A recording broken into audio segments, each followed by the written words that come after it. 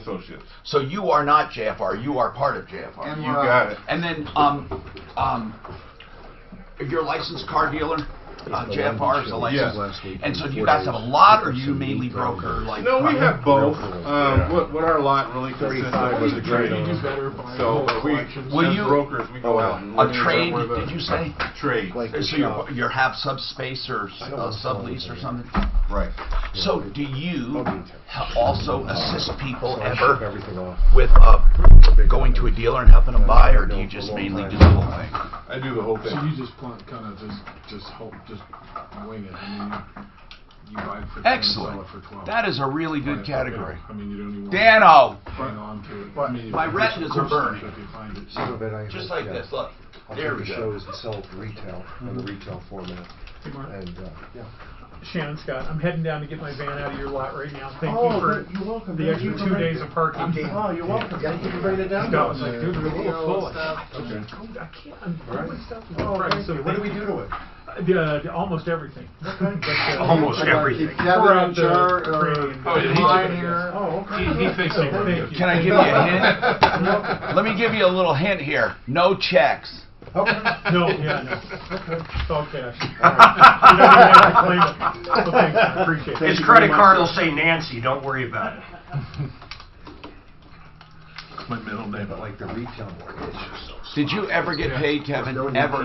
Did you ever get paid from the moron who used to go out with Mike or married Mike or whatever?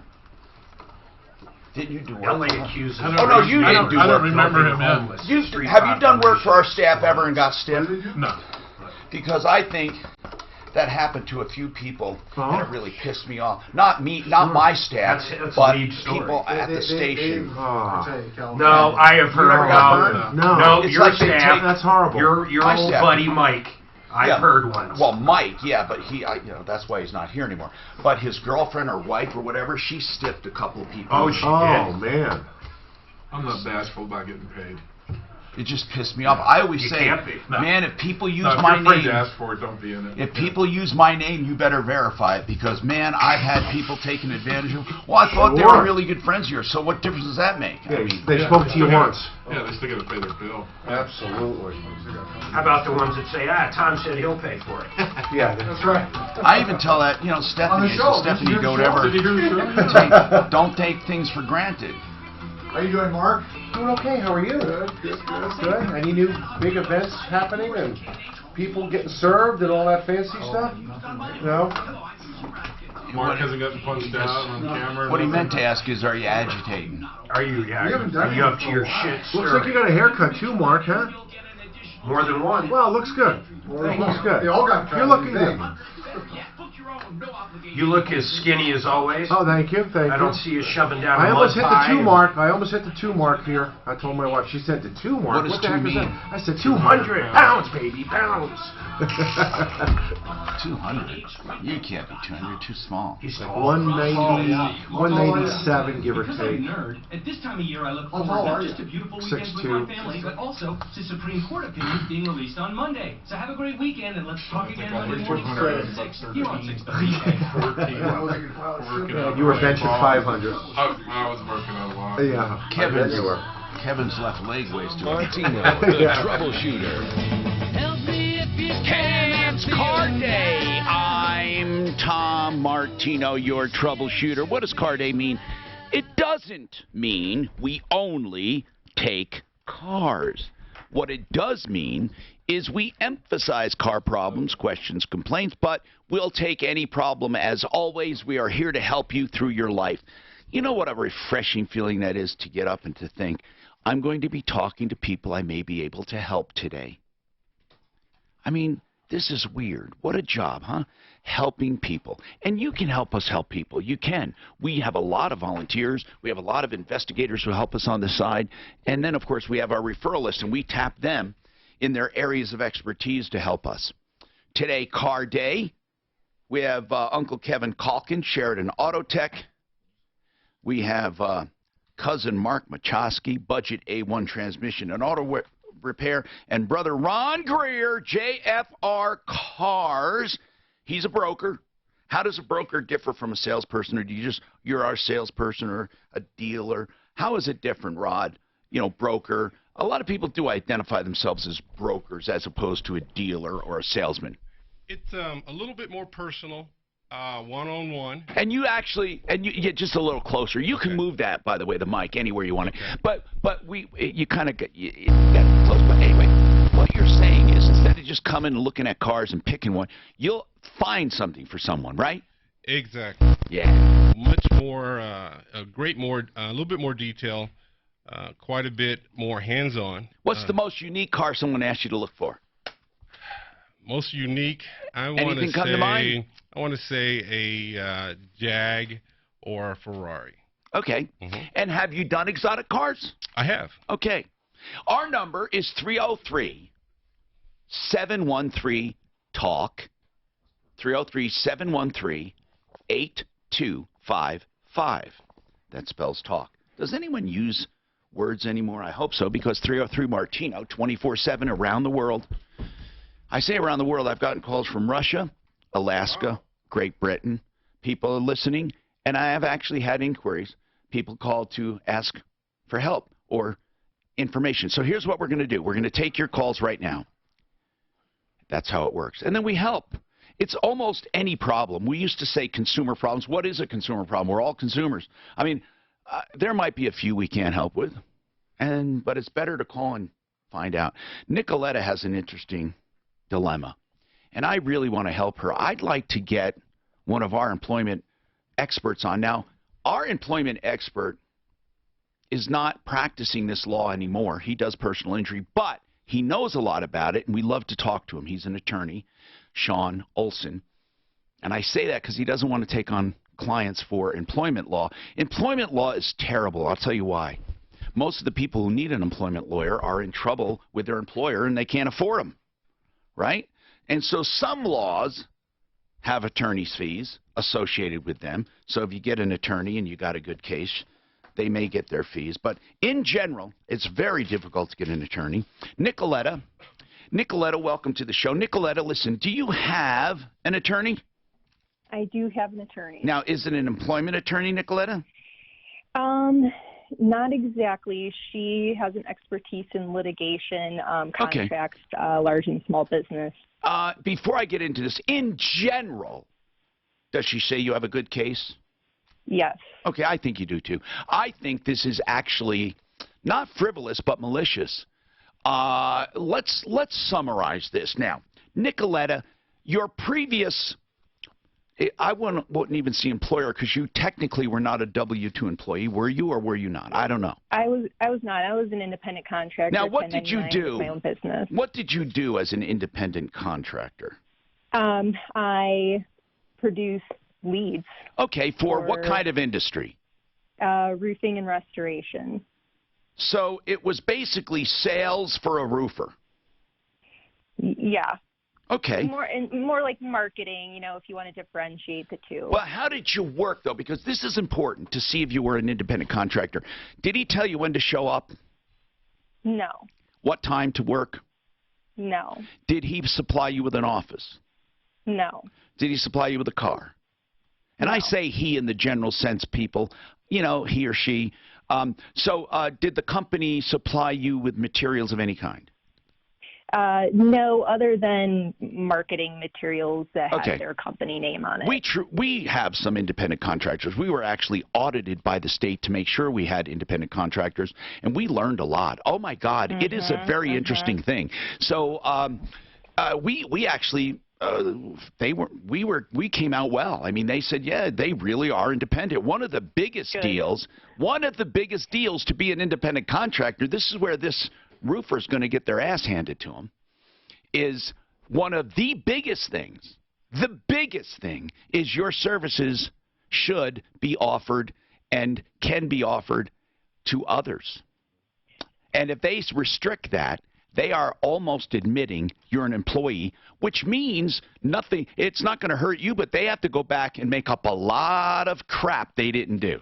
So aren't they actually saying they don't want you working somewhere else? What is their main gripe right now? You know, they have sued me, and I can. What are they suing you for? What is the claim? Go through. So the claim really hits on two big things. One, that I stole a phone number from them, and then second, that I stole trade secrets and shared them with my new employer. Well, okay, one thing for sure. Here's what I want to get at. Everyone listening, if you're an independent contractor, you don't steal anything because unless you go into their files, because all of those leads are yours. You produce them. Which phone number are they accusing you of stealing? It was my personal cell phone number. Oh, so when you for my business. Now, did they provide the cell phone? They gave me a physical phone. The number itself was provided by me. Well, how did that work? You had a phone before you went to work for them? Yeah, so what happened was at some point during my time working for them, I wanted to open up a new phone line and dedicate the current number strictly to business. Okay, and they offered to buy you the phone. Who paid for the service? So they paid for the service. You know you're opening yourself up here. Okay, so they paid for the service, and they said when you left that you were not supposed to take the phone and you were not supposed to take the number. What are they upset about, the phone or the number or both? The number, because they did return the phone. But you had the number before you went working with them. Right, and the court actually did rule that the number was mine. So then that claim was dropped. Okay. Well, I'm not sure. I'm not sure about how did the court actually rule on that? Was there a hearing? Yeah, so we had about 9 hours of hearing. Did your attorney make a motion to get that part of the lawsuit, that part of the claim dismissed? She actually submitted a motion to dismiss the entire. And the judge dismissed that claim only? No, he hasn't dismissed anything. Then why did you say the judge ruled that it was your number? Well, it's called an injunctive hearing. So yes. Basically, just trying to reserve the. And in the injunctive hearing, all the judge said was, I'm not deciding yet, but there's not going to be irreparable harm if she continues using it. That's what injunction is. He didn't actually rule yet, did he, that it's your number? I'm not real sure what. Well, hold on. It was an injunctive hearing. It was an injunctive hearing because they wanted to immediately stop you from using it because they were claiming irreparable harm if they had to wait even for the lawsuit. And the judge probably said, hey, okay, it may or may not be your number. I'm not going to rule on that yet. But as far as giving immediate injunctive relief, you do not have irreparable harm. Okay? So don't say he ruled that it's your number because that takes a hearing and a trial or what's called, he has to make a ruling. He has to make a summary judgment. He called it a ruling on the preliminary injunction. Did he call it a ruling on the injunction? But he did not do a summary judgment on the claim. No summary judgment. Okay, just good. A ruling Now, on the preliminary. So here's where we stand. They're suing you for taking the number, and they're suing you for trade secrets. Correct. Yeah, okay. They've alleged that I've stolen and shared trade secrets. Now, are you an employee at the new place? Yes. Okay. These claims are very, very weak. What I hear is someone who's pissed off, and they're trying to hurt you. Hello? Yes. I mean, didn't your attorney tell you this is more of an anger lawsuit? It's been entertained. Did your attorney say they have a good claim? No. Okay, Sean Olson is a personal injury attorney on our referral list at referralist.com. You may ask, why the hell is he on the phone? He is an employment law expert, and he used to do employment law. But we use him as just a source of information. Sean, from what you heard, and we'll come back and discuss this more. You probably saw these all the time. It doesn't sound like they have a strong claim. Well, based on what I've heard, if the claim is only for the phone number and you're an independent contractor, it doesn't strike me as a very strong claim. And also, what about trade secrets? That's so ambiguous. Well, trade secrets is a bit ambiguous, but I mean there are It some is. defining limits to it, and I don't think a phone number is going to No, constitute a I trade think secret. they're talking about additional trade secrets. Yeah. Can you give me an idea, Nicoletta, of a trade secret they might consider a secret? Okay, a trade secret for a roofing company in general could be a list of paying customers, and What about it? not one customer themselves, but the list of customers could be considered a trade secret. So basically, it's anything that could have value and the business has. Are they saying they have actual damages? Yes, without any monetary value. So there's been no specifics. Just All right, claiming. let's hold on and get to the meat of this and see what we can do to give you some advice, just some help. I think this company sucks, by the way, doing this. We'll talk about it. How do you know this woman? I don't know her at all. Why? I Does she sound like you talking about her? No, I said get her on the phone. She wrote to me. Oh, okay. That's why.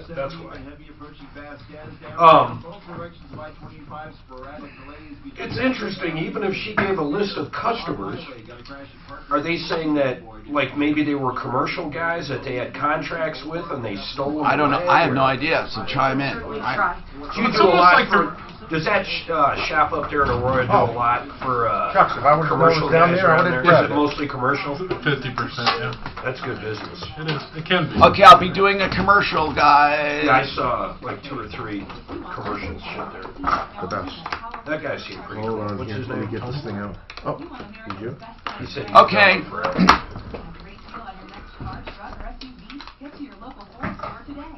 Just one. Okay, if you can see me online, we're live on Facebook, live on YouTube. I'm doing my happy dance. Do you know why? I swear to you, I have never had a product pay off and work this well the first 5 minutes. I had QC of Colorado, Quiet Cool of Colorado, installed in my home yesterday. Within 5 to 10 minutes, my home was completely cooled off, and it was the middle of the day. You're supposed to use them in the morning or in the evening for cooler air to be brought in and through the house. But just cooling off the attic alone, just blowing all that hot air out of the attic, it was amazing. Now this stuff, you crack a window here and there, you turn it on, it's got an automatic timer, remote control, no wiring. They went upstairs in my attic, they wired into the smoke detector up there, they can wire into any circuit, it only takes like 6 or 7 amps, and they went nuts. This thing is beautiful. Then you don't have to have a switch, you just have a remote, and you can mount the remote or carry it with you or both. It is wonderful. QC of Colorado, call them.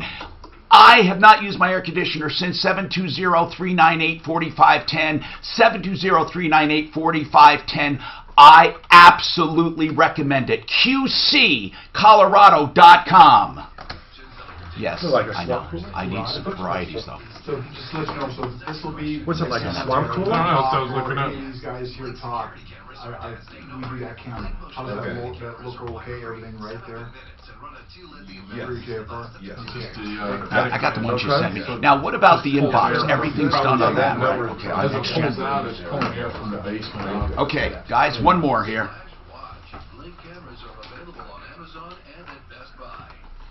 I love having clients that I actually use it. Mark used Art of Granite. Now, Art of Granite will give you a price on the phone. Why will they do that? Why? Because they charge only for fabrication and installation. The Tarrant hallway's free, the bathroom's free when you do the kitchen. So they only charge wholesale for the material. So when you call and give them square footage and a brief idea, you get a price. That's how confident they are. Now then you go out to the Golden showroom and you can pick out some edge treatment and different kinds of stuff and cabinets direct from the manufacturer. This is a great company. 303-386-5919, artofgranite.net. You can also check them out on Facebook. So you go to facebook.com, right? Then the / then Art of Granite Golden. Mitch Floria is a hard worker, loves what he does, open 6 days a week, closed Sundays, the entire Front Range. 303-386-5919.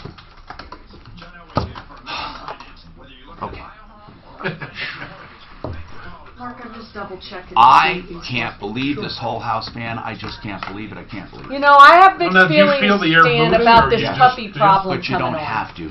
It doesn't matter. I just happen to feel it. Yeah, no, I don't mean like a wind tunnel. No, but you feel it. But here's Because the deal. the Just breeders cooling that refunded attic the price does of the most of puppies. it right there. That does Who most of it. spends 15 grand But on when 1 you week equalize the puppies? temps, okay, that's really what Eight it's or de-stratifying. two. That's what it's 15 doing. grand on what? It's amazing how They just got doing puppies that from makes a the house breeder. more comfortable. Wow.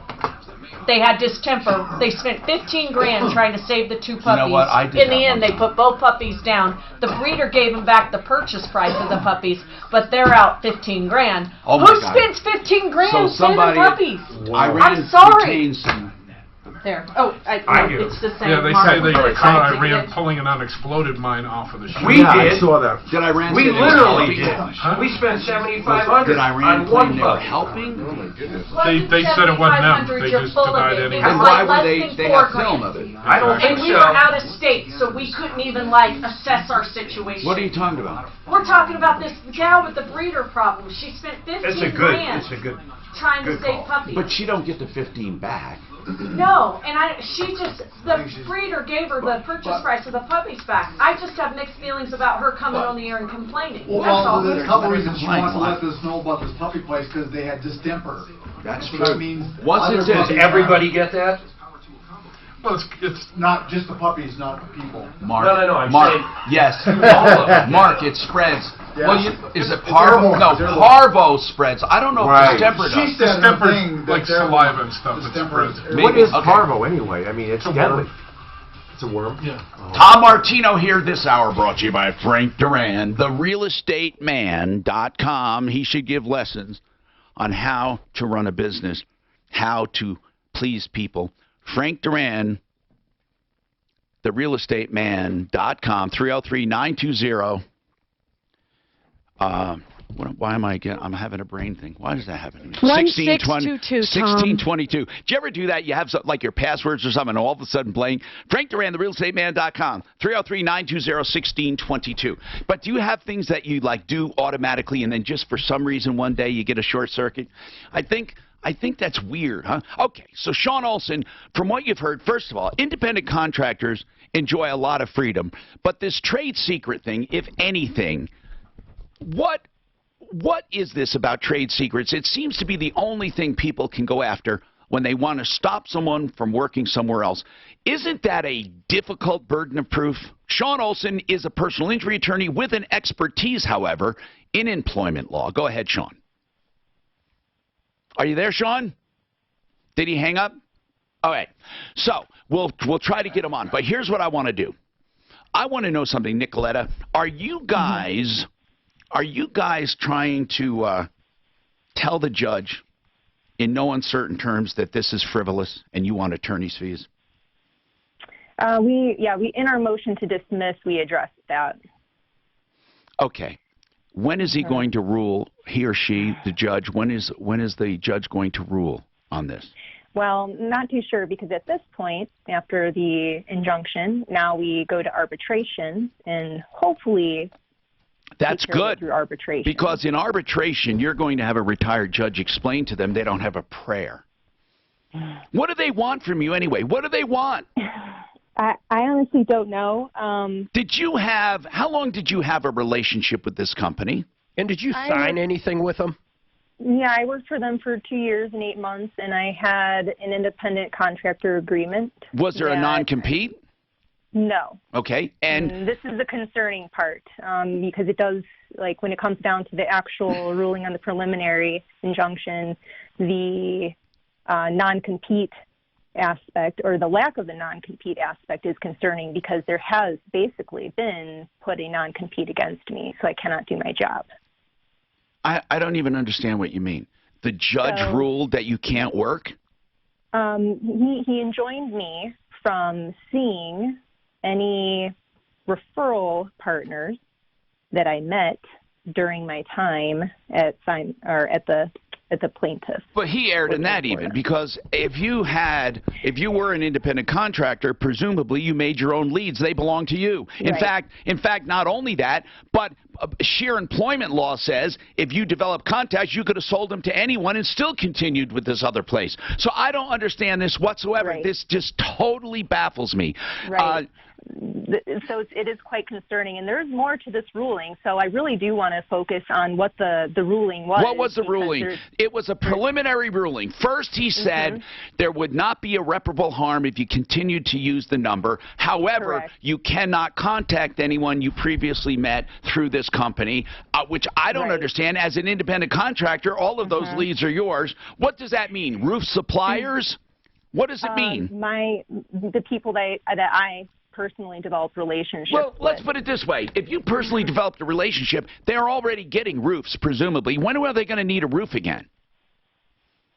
Right. So it's not customers. It is referral partners that like do not who? pay Like me what? any money. Insurance agents. So those were the people that I developed relationships with. And you cannot contact them, say, I'm now here. Right. At this point, no contact.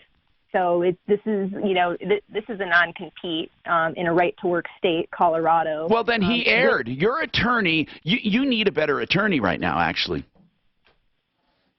You need, I don't know how to put this to you, Nicoletta, but this attorney's not doing the job. I mean, really, these are things that should be done. And I'm not saying she's a bad attorney. I'm saying if she doesn't know employment law, she's going to get her lunch eaten. Well, she can't control the ruling. Hold on. No, but did she appeal it immediately? Yeah. Oh, okay, yeah. Good. We've appealed with the Supreme Court, and then now the Appellate Court of Colorado. I'm not saying the attorney's bad. Do you understand this? I'm saying that employment law is a very, very, very highly specialized field. That's why it's. Oh, God, it's so difficult. To give up my personal computer and my Google login credentials so that a forensic examiner can go through my stuff to figure out who these people were. But not to them. You have to give up a forensic. This is for a forensic expert. Who pays for the forensic expert? So the plaintiff, and it's actually the plaintiff's choice, which is confusing too because the judge initially ordered that each side give 3 names, and then in a clarification order, he chose the forensic examiner, and then in a third ruling said that the plaintiffs get to choose, so they chose their forensic examiner. So now my computer and my Google information is in the hands We've got to of be forensic missing examiner. Something. This does not sound like an independent contractor to me. No, I mean, it sounds like they're saying you had inside information. What are they looking for on your Google login? I guess they're trying to find out the timeline of who I met and when, so they can see who I'm not allowed to see. However, I have given the court over 2,000 pages of mapping data that spells out who these names were, plus a called list from that information, plus a separate list that I've already provided to the plaintiffs. See, but they weren't even paying you for your time at this place. So when you developed these leads, it wasn't because of this company. No, it was This is pure. Listen, this was my business. This is pure anger, and a smart judge. What you need to do is get this over with and appeal it to a higher court. You guys are on the road. I would, what I'd like to do is. Except here's what's weird. It's in the courts already. So all Simon Brothers or who the hell they are, this is public knowledge anyway. It's a lawsuit. All they have to say is we're not discussing it. It's in the hands of our attorney, and they're correct.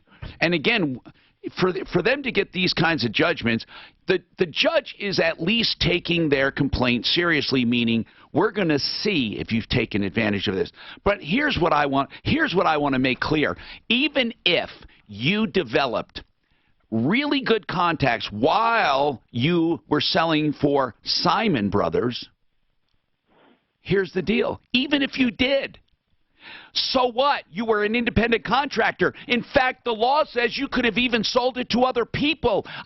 So I don't know what that matters if you're an independent contractor. And somebody's got to hit that harder with the judge, because either Simon's going to say she was an employee, and then they better start paying up for everything they didn't pay, or you're not an employee, which means everything you developed, because you were not being paid by the hour. When you developed this contact, they were not paying you at the time. I mean, this is so screwed up. It is. It's pretty confusing because also these orders were put in when no trade secret was found. Okay, here's what you need to do. You need to have your attorney consult with someone. This is, and you need to get this done as soon as possible. I mean, Nicoletta, I was hoping to tell you, you know, your attorney aired. They didn't. The judge is airing here. Independent contracting means just that. If that independent contractor is in his or her office working, developing 1 million leads, those leads belong to that independent contractor, and in fact, that company you're selling for at that time could not have prevented you from working for others or would have admitted that you're an employee. So I don't know how they can have it both ways. This is ridiculous. This is absolutely ridiculous. Now, I just need to ask you, does the plaintiffs, Simon Brothers, do they, and again, you didn't say that, it's public record, I pulled the lawsuit. Do they do residential roofing as well? Yes. Okay. They do residential and commercial roofing. But mainly they're concerned about their commercial with you, right? No, residential. Okay, 303-713-TALK. Something big. I think she signed something. You know what? I would call. I'm going to tell her something. I'm going to kiss her off. I have one more piece of advice. I'll tell you what she should do. I'll tell you exactly what she should call for a fucking audit. Go over. Tell him. Tell him. You know what? They're claiming an employee basically. They're penalizing me for trade. Oh, you mean Colorado? When that Colorado auditor goes into their office, he's going to tear them up. They're going to have so many fucking penalties. And then if they admit, no, she was an independent contractor, then because you're not allowed to control that person's contacts. I'm going to take it down. Is it screwed up? It's hesitating. YouTube isn't doing anything. It's doing it great. I don't know why. I don't like when people are taking advantage of it. You're looking at it. Yeah, going on. Wow.